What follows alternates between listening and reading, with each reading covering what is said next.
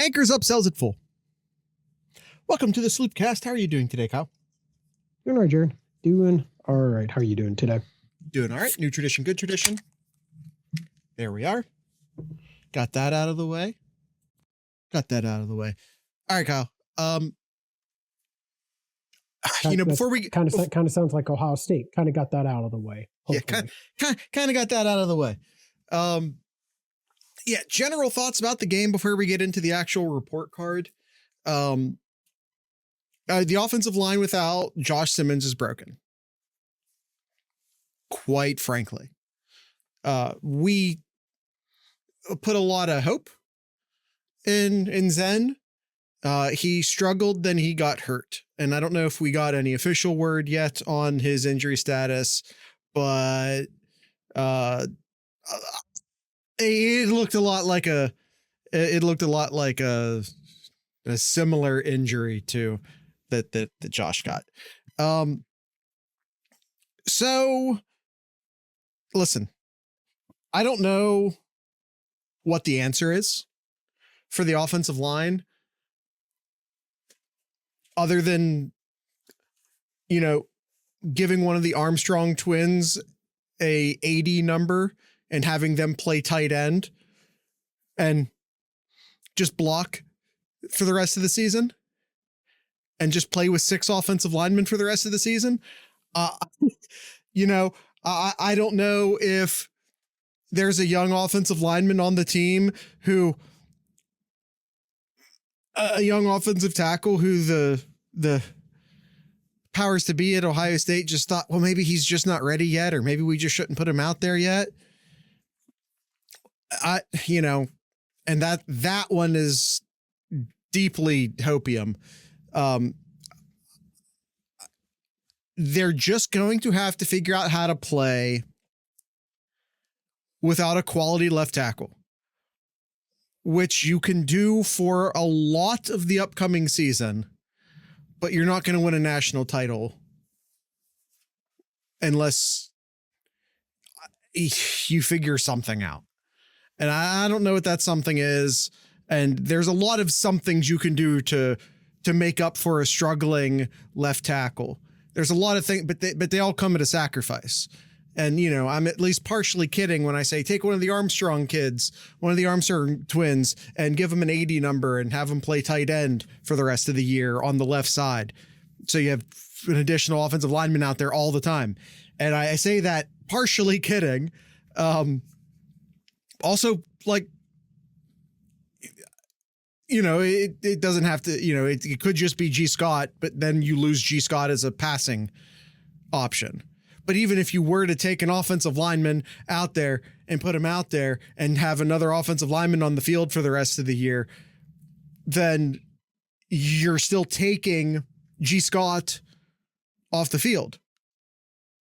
Or you're taking, Carnell Tate off the field in order to have 2 quote unquote tight ends out there. If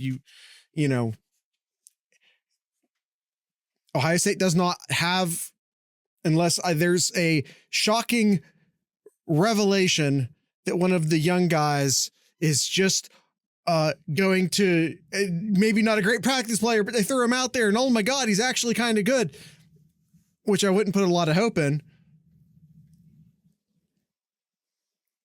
Ohio State's not going to have an answer at left tackle for the rest of the season.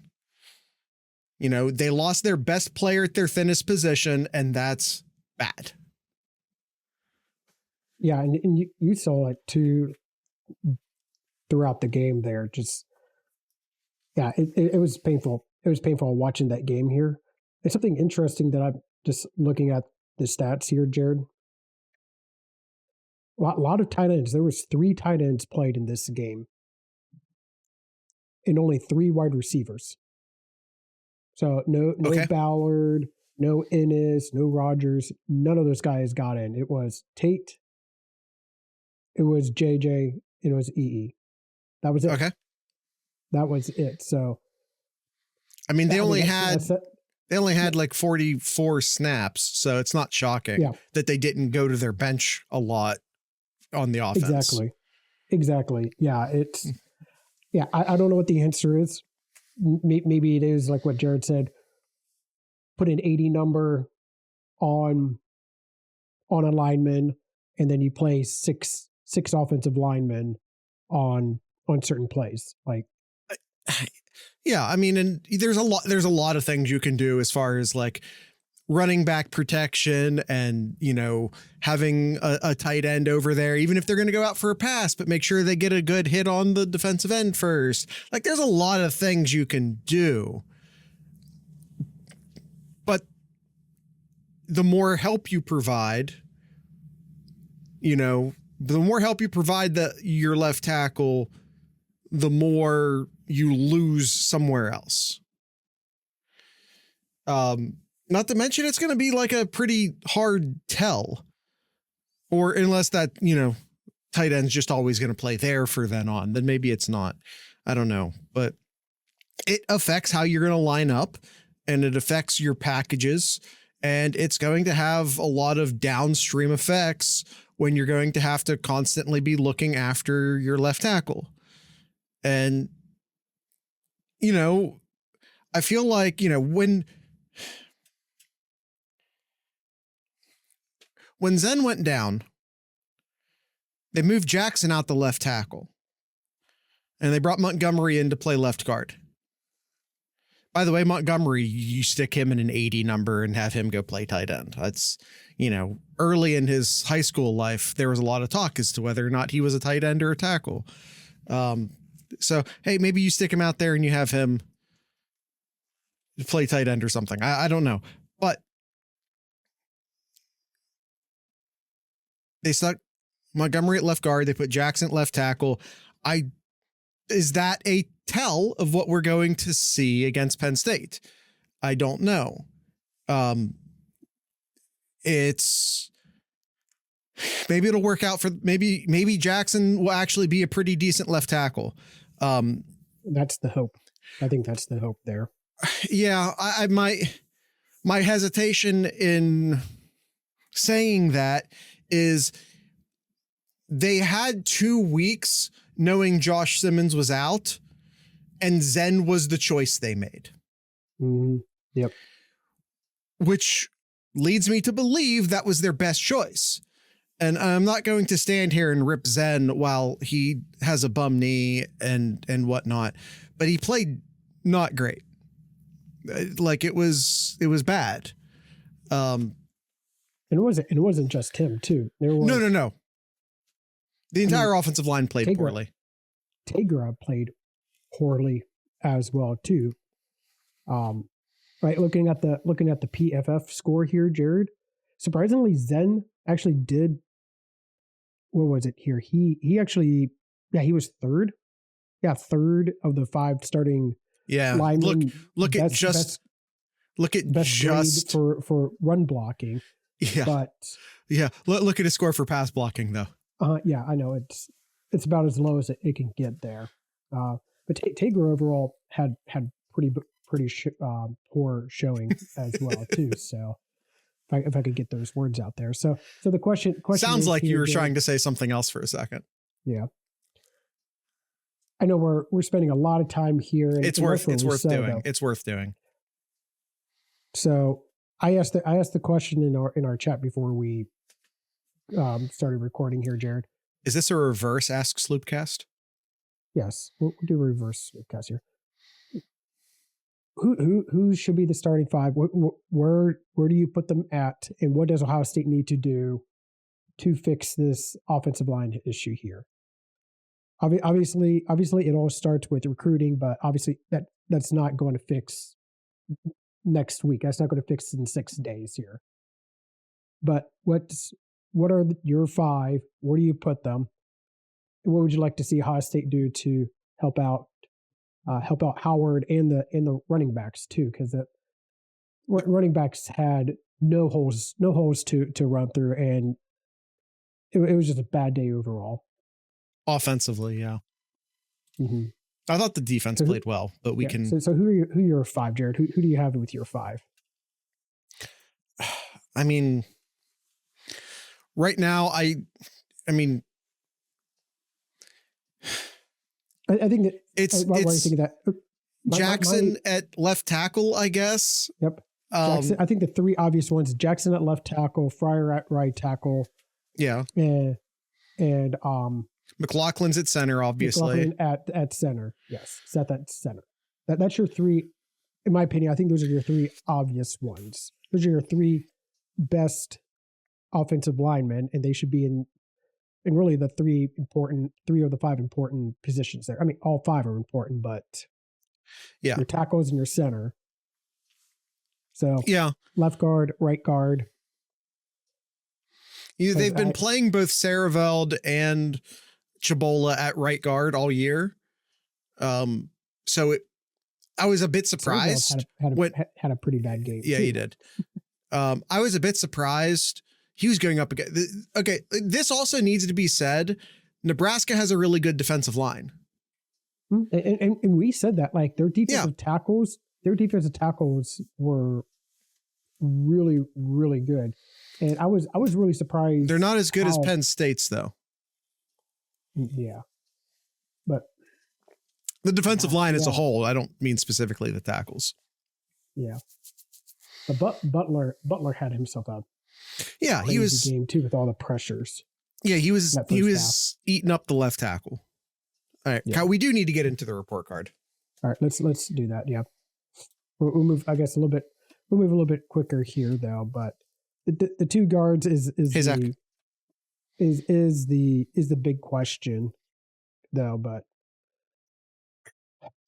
I don't. I was surprised when it wasn't either Chabola or I was surprised when it was Montgomery. Only because they've been playing two guys at right guard all year. And, I played on the interior offensive line in high school. It ain't that different. Like moving from left tackle to right tackle or right tackle to left tackle, that's really hard. Guard,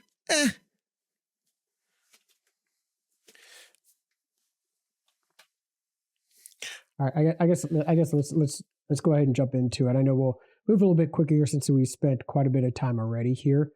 Offensive game plan. Offensive game plan. When things don't work, it's hard to grade this when absolutely nothing worked. But also when you can't block, you can't block as well too. I guess I'll give it like a D. Like I'm sure if the offensive line was able to play well, maybe it would be better. But I got to give a D. I think I don't think there's anything wrong with the game plan. And unless someone can tell me without a shadow of a doubt that Ohio State had a better option than putting the five guys where they put them on the offensive line. If there's a real surprising left tackle on the roster and Ohio State chose not to play him for some reason, then I'll come back and I'll change the score. But I think there's nothing wrong with the game plan. Unless you want to say that they should have known that Zen was going to need more help, in which case that's probably pretty valid. So I think I'm going to knock it down. They needed to better adjust for having nothing going on at left tackle, and they should have known that from the beginning. It looked like they were willing to let Zen go out there and play, and he was not prepared for that. Game management. They had 2 weeks to figure it out. They did. I mean, Zach, they did. I hear you, but there might not be an it to figure. I mean, you look at it two ways. One, like Coach Fry thought that Zen was the best option at left tackle, or Zen is the best option at left tackle. That's what I'm saying. Like, if there was a better option to put out there, I imagine they'd have been put out there. All right. Well, game management, I got to give a D as well. I didn't really see much change on the offense there to create more opportunities for a struggling offensive line. It just seemed like, I was expecting this big third quarter that we have typically seen for Ohio State this year, but 0 points. 0 points in the third quarter when that's always been their strongest quarter all season long. And no change from what I saw in D. Yeah. They needed to better game plan around Zen, quite frankly. And they didn't do it. And I'm not saying that that's an easy thing to do. In fact, I spent a good chunk of time at the top of the show explaining why that's not an easy thing to do. But what they were doing wasn't working, and what they came out with in the second half also wasn't working. They're going to need to they need not a plan, they need several plans to cover up what is happening at left tackle right now, which is not going to get better. From a talent perspective, it's not going to get better.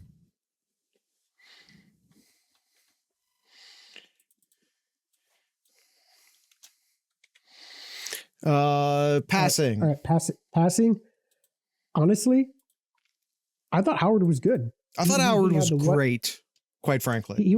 I can't give him the plus because of the interception, but he had that one interception overthrown, but yeah, he started off 9 for 9, but then finished off 4 for 7 in only 7 attempts, Jared. 7 attempts in that second half, but only 44 snaps all game will do that for you.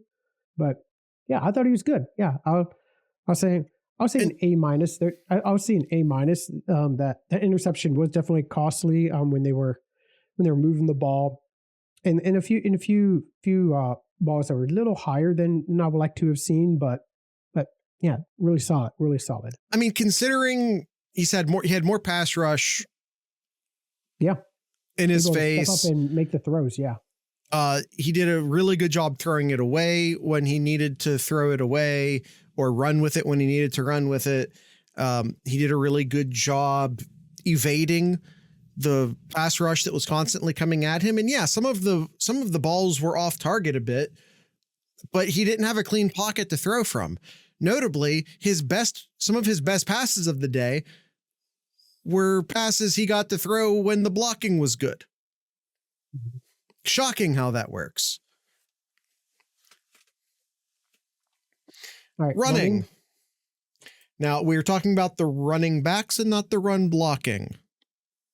Yes. Which is very hard to separate. It is. I thought... I can't give it a good grade, nor can I give it a bad grade. So I'll just say like a C plus. Like, I'll just stick with a C. I'll just stick with a C. Like, it's so hard. You can't do anything. You can't do anything on offense if your offensive line ain't blocking. They're not blocking. You can't pass well. You can't run well. So it's, yeah, I'll say C, not a knock to the running backs, but I mean, it is what it is there. I see from the 2 running backs here, 20 attempts for 54 yards, average of 5.7, 5.6, or not 5. Ooh, that would have been nice. 2.6 yards per carry. Yeah. I really thought, and no disrespect to Quinshawn, who I thought did a great job in the passing game, but that's not what we're talking about right now. I really thought Henderson did as good a job as you can do with what was he made a couple plays when there wasn't anything to make. I thought Henderson, considering he had no blocking, actually performed really well. The two running backs were the second and third best rated pass blockers on the team. That's sad. Only behind Josh Fryer. Okay. You know what? We're moving forward. Receiving. And then receiving behind them was Luke Montgomery.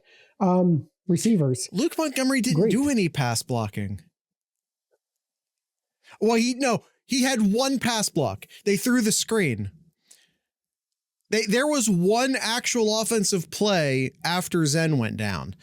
And everyone got pissed off because they threw the screen. But of course, there was a 3rd and long, and they weren't going to let Howard sit back there with the makeshift offensive line. So they threw a screen pass. Of course they did. It kept the clock moving, and you gave Henderson a chance to make something happen. It was a give up play, but do you blame him in that case? Receivers? Receiving. I'd say an A. Which would include tight ends receiving and running backs receiving. So receiving, not receivers. Carnell Tate had himself a career game there. Really, really pleased to see him doing well. What he ended up having 4 catches, 102 yards, and a touchdown for the game there. Yeah, really. I was a big Tate fan, and wanted to see him continue succeeding in that game. Yeah, solid A.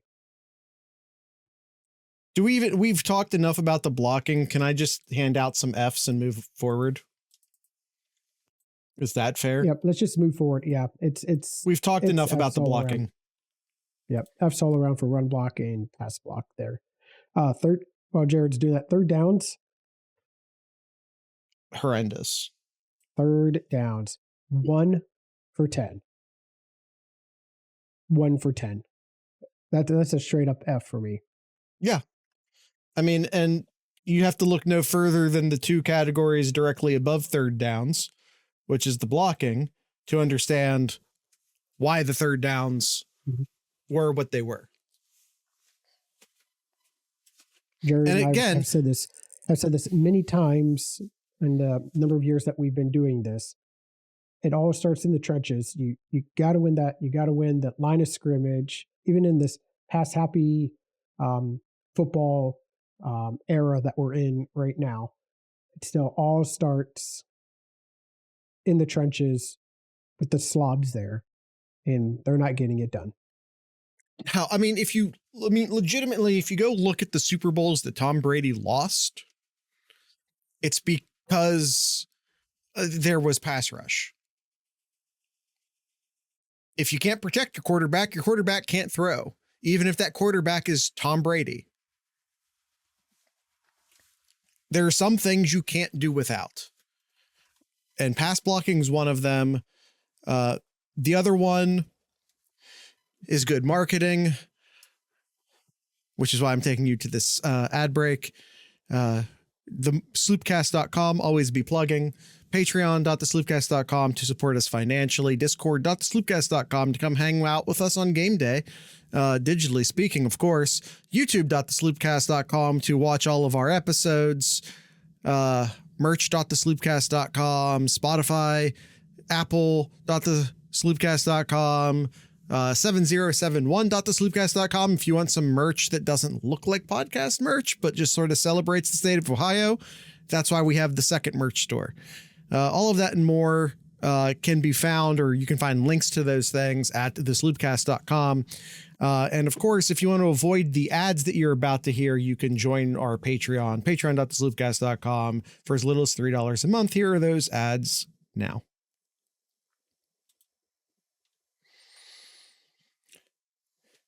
All right, Kyle. We ripped the offense up pretty good, and for good reason. Let's talk about the defense. I'll start off saying it's not all sunshine and rainbows on the defense. I mean, the defense did a really, really good job, much better than what we saw 2 weeks ago.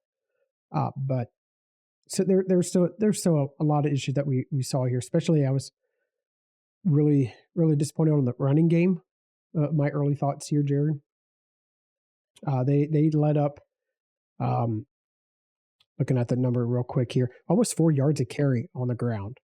When really they've been able to get that done all year, and I just don't know what happened. Don't know what happened.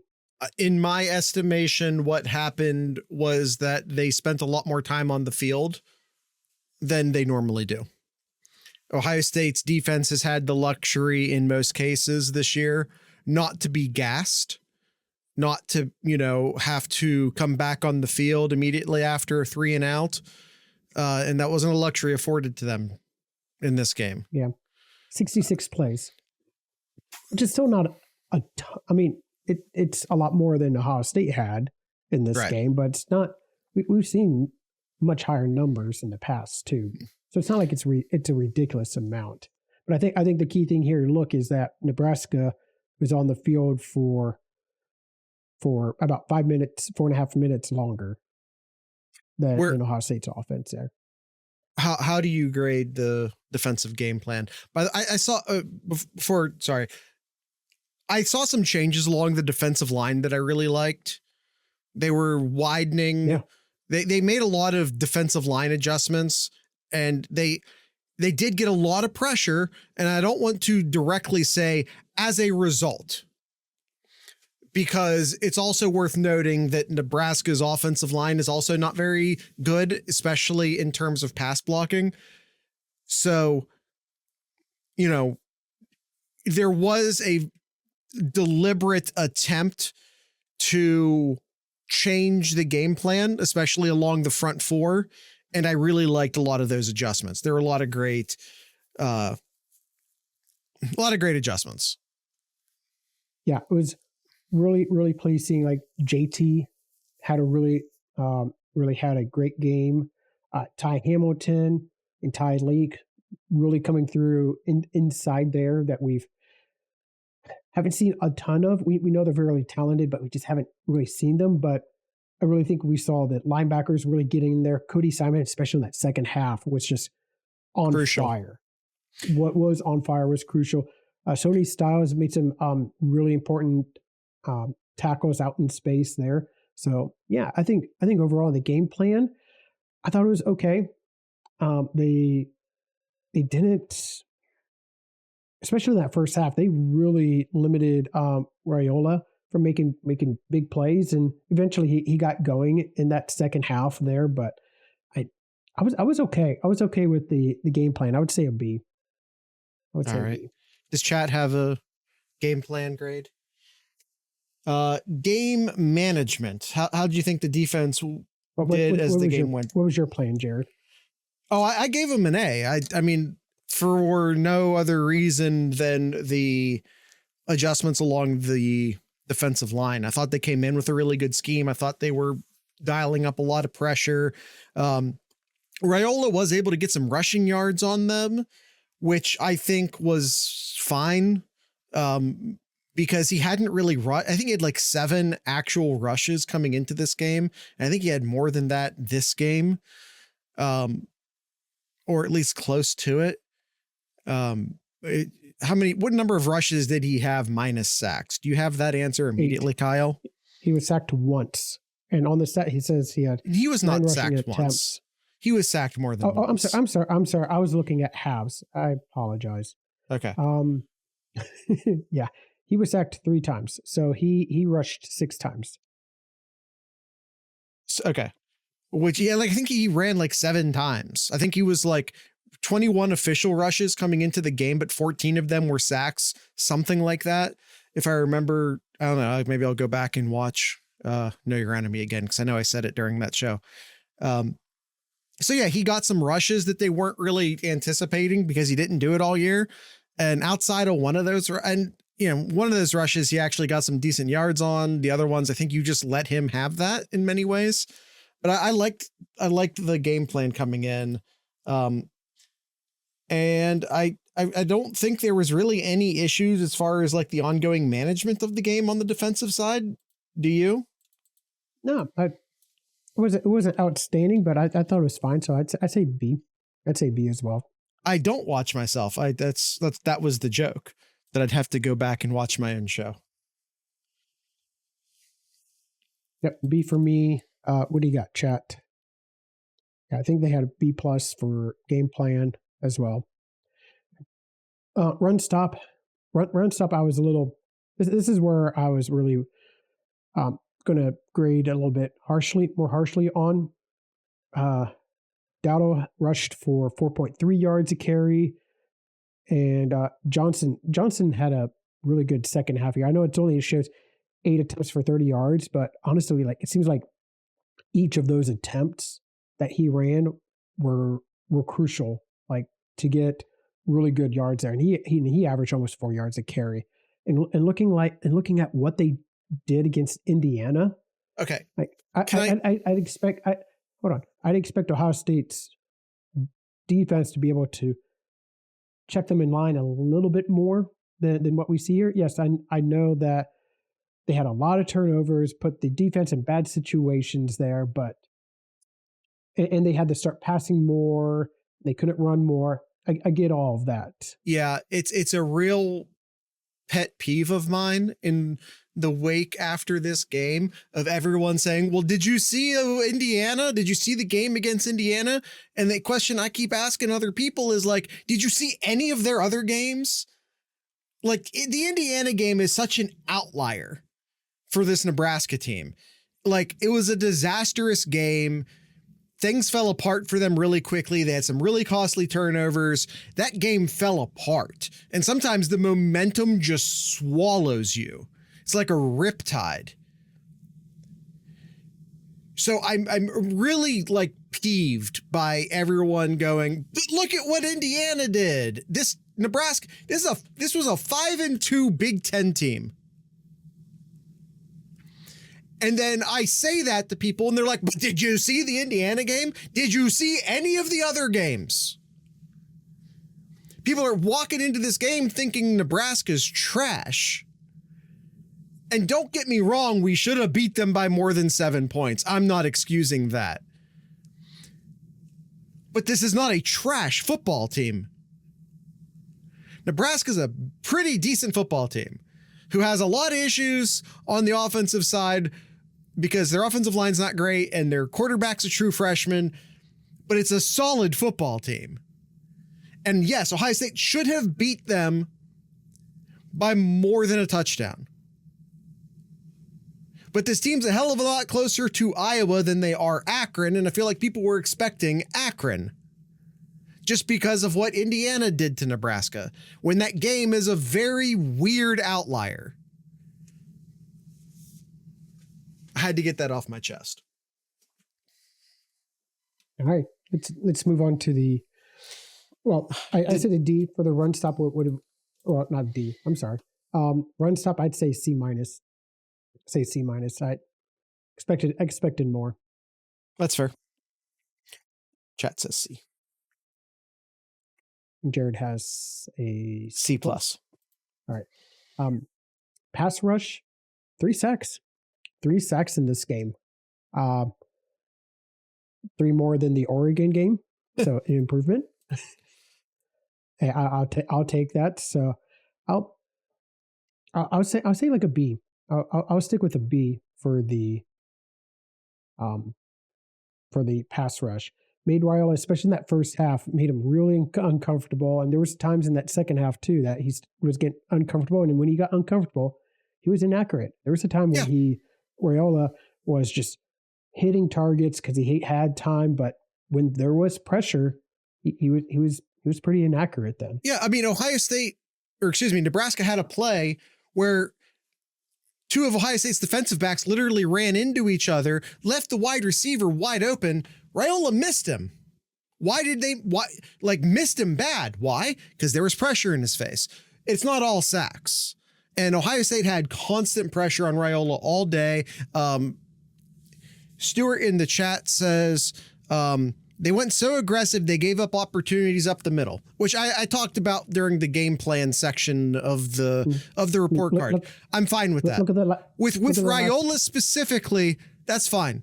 I'll let him have those runs every once in a while. He's not a runner. And he, like I said, he only had 7 actual non-sack rushes all season before this. Sometimes you take those lumps. Yeah. I mean, look at the last play. Last play for the defense.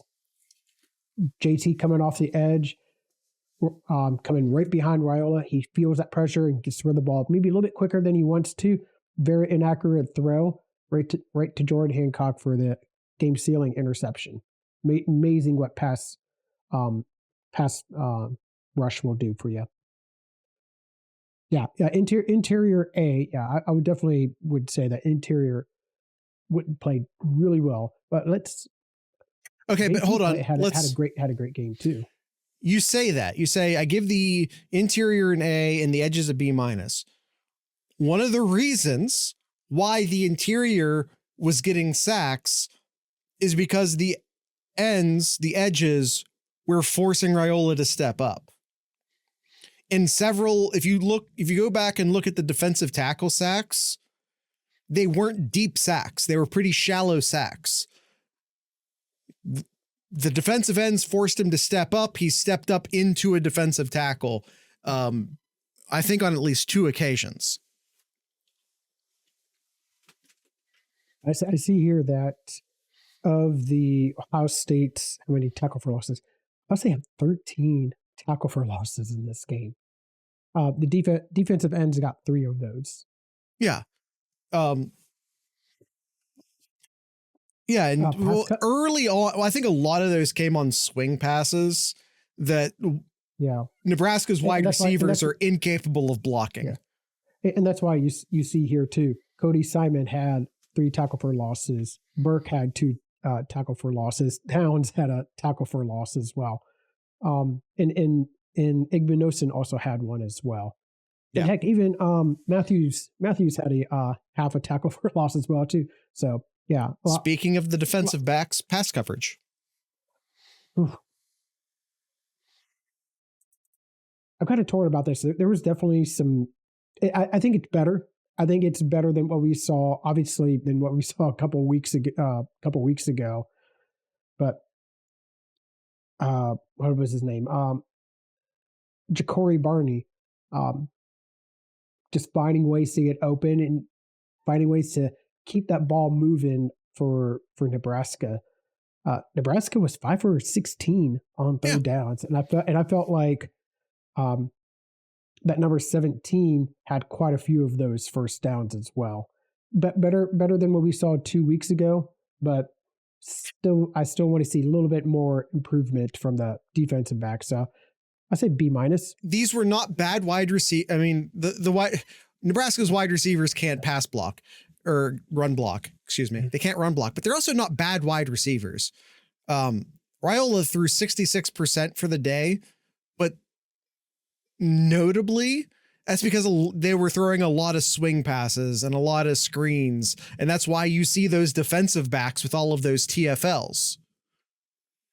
So that 60% or that 66% rather looks a lot better than it maybe you would expect it to be. He only got 152 yards off of 21 completions. That's a good day for the defensive backs. And when you talk about pass coverage, I think we have to include the fact that Burke and a lot of the defensive backs were owning the wide receivers on those perimeter blocks, on those screen passes, on those swing passes. I think you have to include that in this metric, in my opinion. What are we doing for grades? I think Stewart's giving them a B. What did you give a grade? B-? B-. That's why I have a B. See, Stewart and I are on the same wavelength. All right, tackling. I don't remember a lot of missed tackles. I felt like they were a pretty solid tackling team in this game. And that's not to say that there were none. But again, like on the perimeter, they were making a lot of great tackles, getting off their blocks. There was 8 missed tackles in this game recorded. I'll be honest, I don't know how to scale that. I don't even necessarily see that as a metric too often. To be honest. From what I'm seeing on the, I would say B- as well. Since I would just go ahead and grade here, but yeah, I think the biggest culprit here, as we've seen the past few weeks here, which I'm still so very concerned here, is Sonny Styles. Sonny Styles is still one of the biggest culprits for missed tackles. We know how talented he is. We know he is and how quick he is and how disruptive he can be, but he's got to work on getting those clean tackles.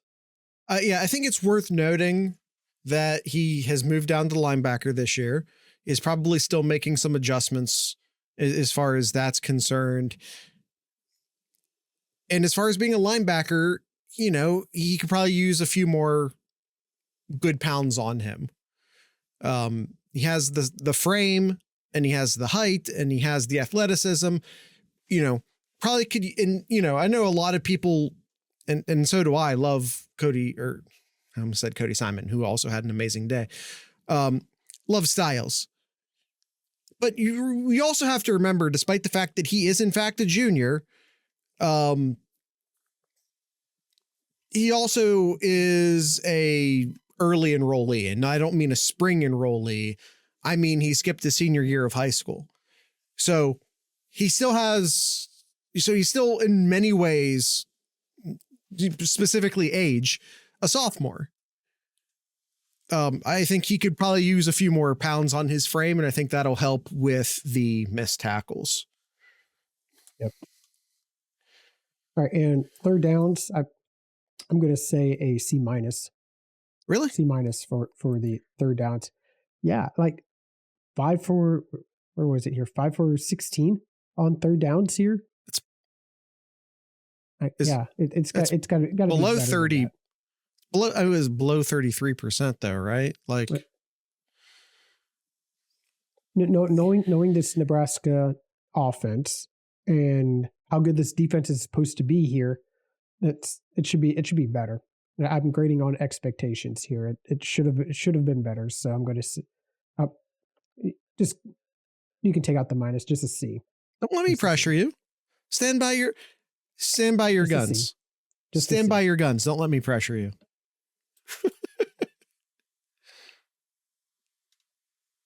What's the percentage if you did math?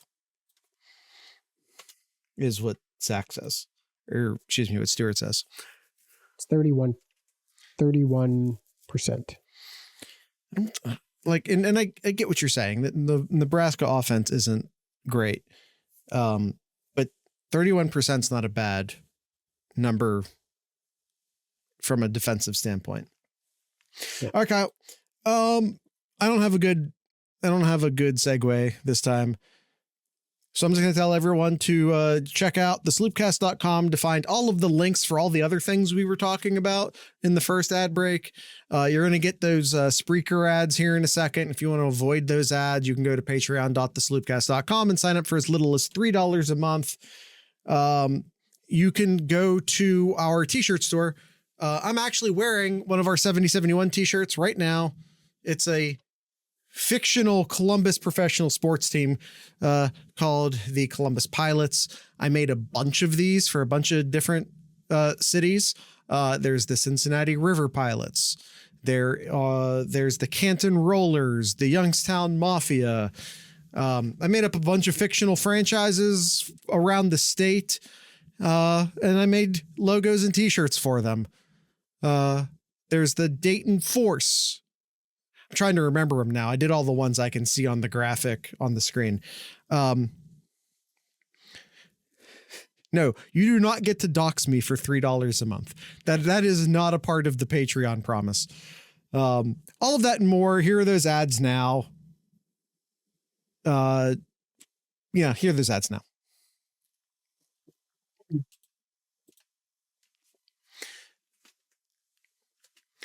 All right. Special teams, and then we'll do our overalls, Kyle. Sure. We have kicking. Missed a field goal. Kickoffs were fine. It was Fielding's first miss of the year. Maybe that's worth noting. Maybe it's not. Yeah, but yeah, it was definitely reachable. Like, he definitely should have been able to make that kick. But yeah, I understand. Like, it was his first. I'm just confirming real quick as I'm trying to. It is. Trust me. Trying to talk this through. It is his first. Okay. What was that? How long was it? That I don't know off the top of my head. I'll find out later. But yeah, I'd say a C. I mean, ultimately that field goal would have resulted in a 7 points rather than a 4-point victory. which is crucial Sure. in this close of a game here. So Stewart says he thinks it was about 46 or 47. Should be noted that he didn't even get close. Like he missed it bad. It's bad. Punting. Unimpressed. Yeah. I was definitely unimpressed. The first punt was good, but he had a good roll. But I think after that, I was not. It was eh. So I'd say C. I'd say C as well. I feel like we've never really replaced Cam Johnston. No, a long time ago.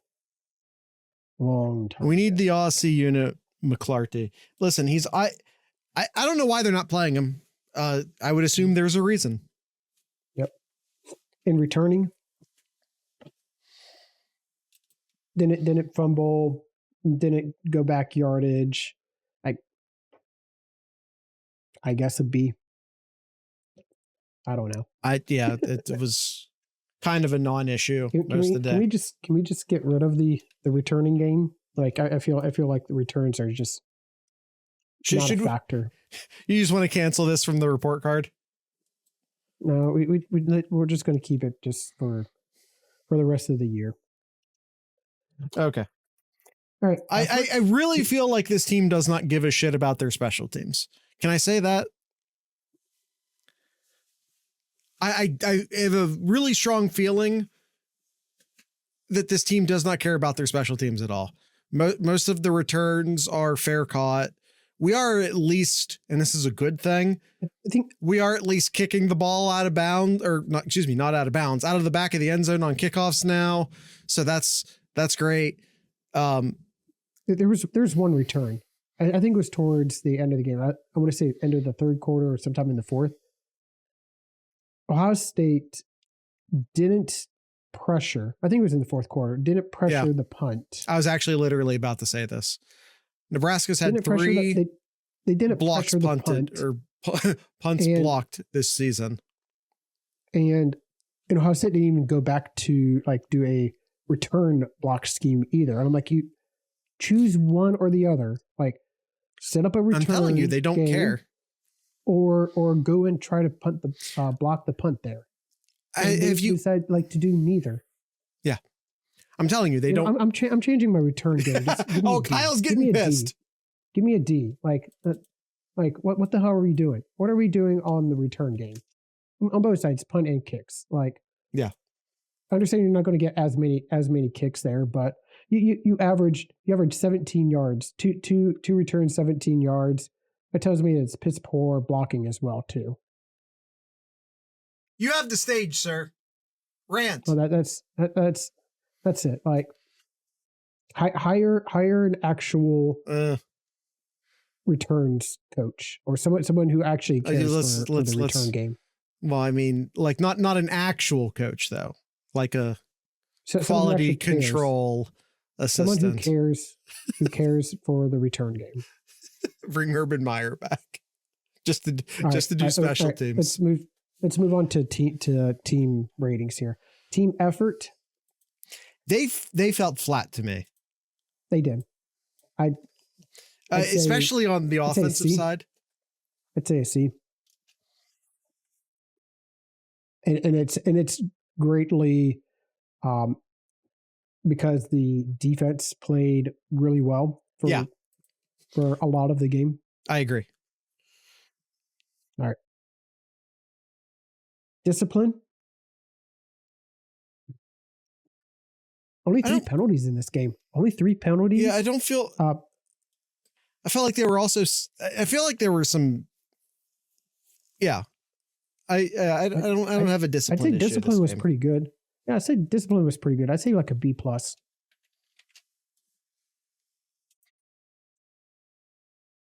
Team feels like they don't care anymore. Honest, I don't believe that at all. No, I do not believe that at all. I think they were just a little flat this game. That can happen for a lot of reasons. And quite frankly, when I say the team, I'm actually talking about the offense. I felt like the defense came out with their hair on fire early in the game. The offense was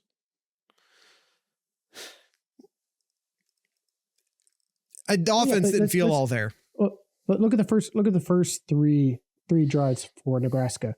3 yards, -4 yards. Or 3 plays, -4 yards. 3 plays, -1 yard. 6 plays, 20 yards. Yeah, they played really well. They played really well early on. The first 3 drives they only let up 15 yards.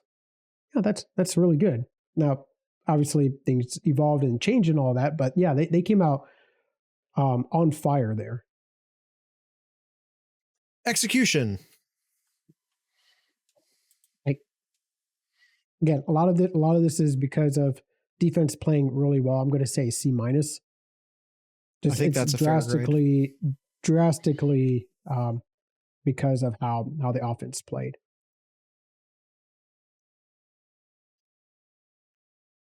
Yeah, I mean, it's as we talked about when we were filling out the offensive side of the chart, it's really hard to grade a lot of the offensive aspects when the offensive line performed as poorly as it did.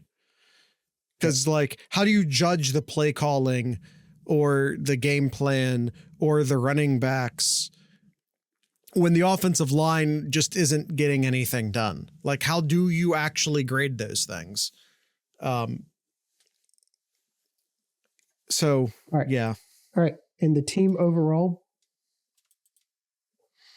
I guess that averages to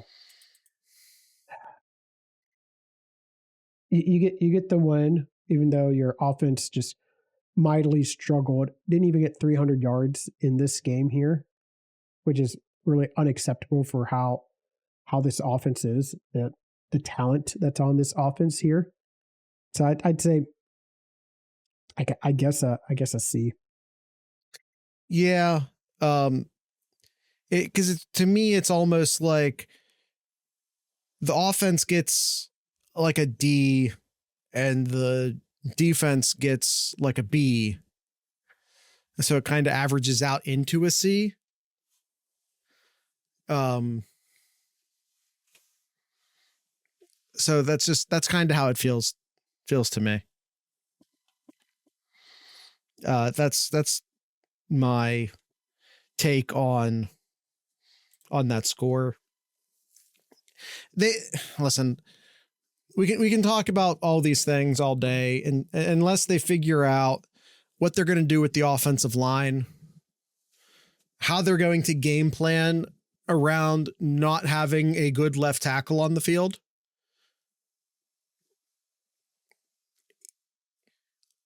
Right now, and we only have one game to look at. So this is an overreaction. I want to state that up front. What I'm about to say is an overreaction. And it's an overreaction because I only have one data point to look at, and that is this Nebraska game. So I want to acknowledge that up front. I'm overreacting with this statement. But as of right now, it's really starting to look like losing Josh Simmons is going to be a season-ruining injury for Ohio State. That's what it looks like right now. And if that's the case, that costs Justin Fry his job. To not have someone even somewhat ready to take over for Josh Simmons.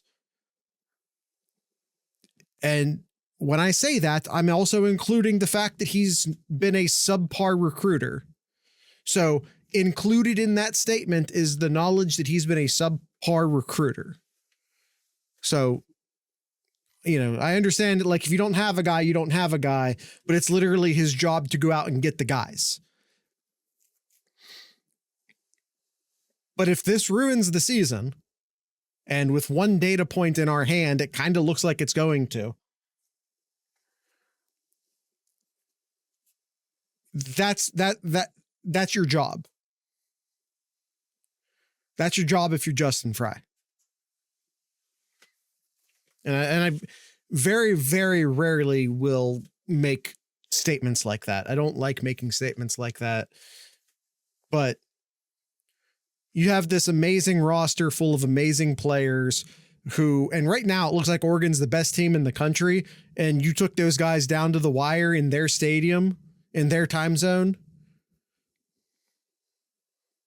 And, you know, I said it then, I said it 2 weeks ago. I'll say it again now.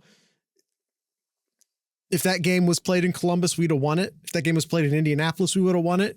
And I legitimately believe right now that Oregon's the best team in the country and we would have beat them, which means, but without Simmons, if the entire season's ruined because you don't have Simmons, it's heartbreaking. Absolutely heartbreaking.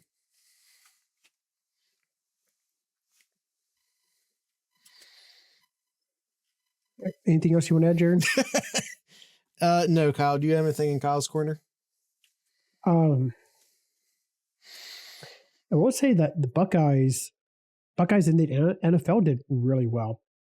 I saw before we jumped on here that scary Terry McLaurin ended up with nickname. A Hail Mary touchdown to give Washington the win there.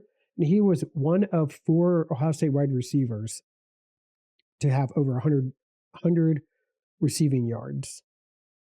That's a cool stat. That's a really cool stat. Marvin Harrison Jr., Terry, Olave, and Wilson all topped 100 yards. I'm sorry, it wasn't Terry. I'm sorry, Noah Brown. It was Noah Brown who had the I'm sorry, Noah Brown is the one who had the touchdown. I'm sorry.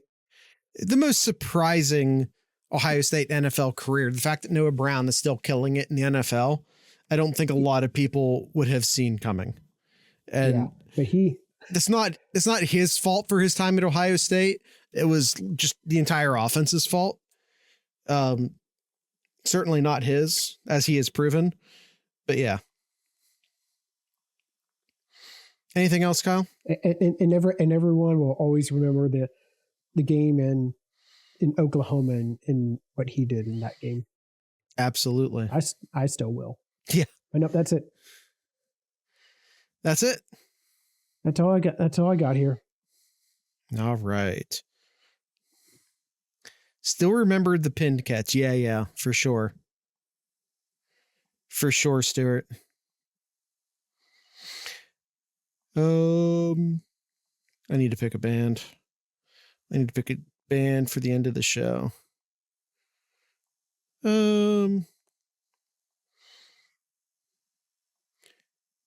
Kyle, can you vamp for me for a second? Actually, here we go. Jared just screamed. Let's do Paper Morning, Columbus-based band called Paper Morning. So with all that being said, I'd like to encourage everyone to drink local beer, listen to local music, and of course, support local podcasters. Once again, this is Paper Morning.